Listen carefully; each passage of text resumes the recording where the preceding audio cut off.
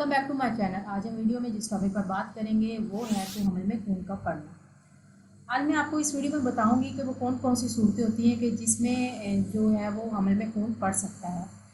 अगर आवल जब बनने लगती है तो तब भी कुछ लोगों में ब्लीडिंग होती है, खून पड़ सकता है। उसे कहते हैं इम्प्लांटेशन ऑफ ब्लीडिंग। मेडिकल की ज़ुबान में उसको ये अल्फाज दिया गया है। अब अगर आवल नीचे की तरफ है, बच्चा ऊपर है और आवल नीचे है, तो उस सूरत में भी जो है वो हमल में खून पड़ने लगता है। बच्चेदानी के मुंह का अगर अल्सर है तो तब भी खून पड़ने लगता है। अगर बच्चेदानी का इन्फेक्शन हो गया है या वजाइना का इन्फेक्शन हो गया है तो तब भी उस सूरत में है वो खून पड़ने लगता है।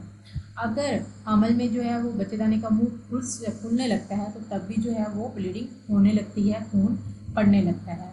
आवल जो है वो नीचे बनी है और उसके जो पीछे है वो उसका हेमरेज है उसको, तो उस सूरत में भी जो है वो खून पड़ सकता है।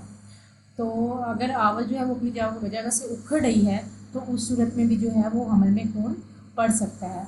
तो कुछ लोग होते हैं वो बहुत ज़्यादा नॉर्मल लेते हैं कि अगर फलां को खून पड़ा है तो कोई मसला नहीं होगा, या वो खुद वो हमला कहती है कि जी मुझे भी हमल में खून पड़ता रहा है तो कोई नहीं, मेरा बच्चा बिल्कुल ठीक है। तो ऐसा बिल्कुल भी नहीं हो सकता। ये ज़रूरी नहीं है कि उसके साथ कोई मसला ना बना हो, उससे अपना चेकअप ना करवाए तो आप भी ना करवाएं। अगर किसी सूरत में भी जो है वो अगर खून पड़ता है तो आप अपने करीबी मरकज़ सेहत में जाके एक दफ़ा लाजमी तसल्ली करें कि कोई आपके साथ बड़ा मसला ना बन रहा हो। तो उम्मीद है वीडियो से आपको मुफीद मालूमात मिली होंगी। अगर वीडियो पसंद आए तो लाइक और शेयर करना ना भूलिएगा। अपना बहुत सा ध्यान रखिएगा।